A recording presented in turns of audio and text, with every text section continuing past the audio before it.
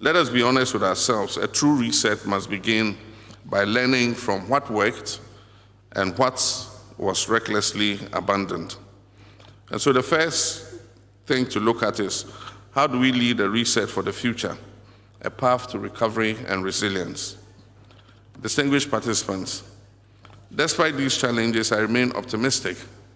Ghana has what it takes to recover, not by repeating the past mistakes, but by learning from it and innovating for the future.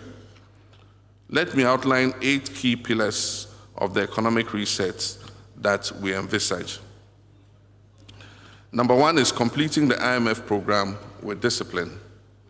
We'll continue the discipline in government expenditure and borrowing and work to achieve all targets under the Extended Credit Fund with a program with the IMF. We expect to conclude the 4th review of the IMF program in June 2025 with a target to exit at the end of the program in 2026. And thereafter, we'll participate in Article 4 consultations and adopt the policy support instrument framework, signaling Ghana's return to responsible, non-borrowing engagement with the fund. And the second is reopening domestic and international capital markets. We're working to reopen Ghana's bond market in collaboration with the IMF and our development partners, the Ghana Stock Exchange and local banks.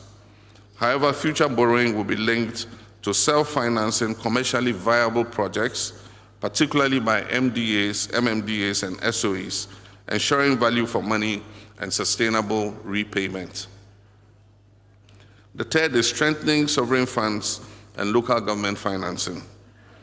We'll amend the Public Financial Management Act and Constitution to make contributions to the sinking and stabilization funds mandatory. It will not be optional. So a certain percentage of funds must be committed to the sinking and stabilization funds. We also intend to empower MMDAs to issue infrastructure and municipal bonds secured against a portion of their district assemblies common fund to fund infrastructure projects such as roads, schools, water systems, and local industry in the districts. And the 4th is clearing verified arrears and rationalizing public investment. The Auditor General is completing an audit of arrears and commitments, government commitments, and we expect to receive his report by the end of May. We'll then commence to clear legitimate arrears transparently and enforce commitment controls through the gift mix and the IPSAS-based accounting systems. New projects will be prioritized based on need, funding availability, and alignment with our national interest. And the 5th is accelerating public financial management reforms, and we have started that already. We amended the PFMA to include fiscal responsibility clauses. We'll reactivate stalled reforms, including the Treasury Single Account, TSA, the Integrated Tax Administration System, and real-time budget monitoring tools to improve efficiency, reduce waste, and to curb corruption. And the 6th is revitalizing exports through Ghana Exim Bank.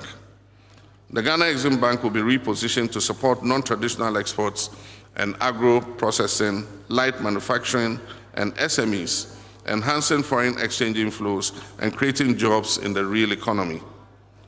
Our Agriculture for Economic Transformation agenda will also roll out massive investments in oil palm, in cocoa, cashew, shea, and other high-value tree crops.